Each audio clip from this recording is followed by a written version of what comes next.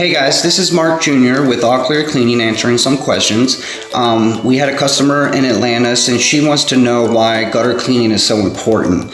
Gutter cleaning is so important because there's a few things that happen if you don't get them cleaned on a regular basis.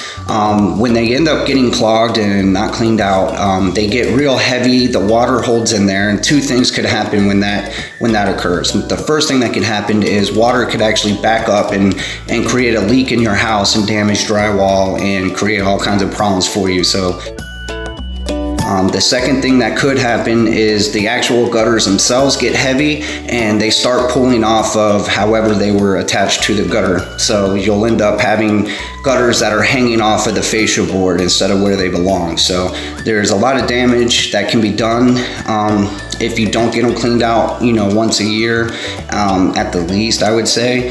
So you really want to make sure you get it done once a year to avoid those huge problems, because those small problems could turn into huge problems for you, and you want to try to avoid that. So it's a very good question, and I hope you guys like what I'm answering for you. If you do, please like our Facebook page and subscribe to our blog. I'll talk to you guys soon.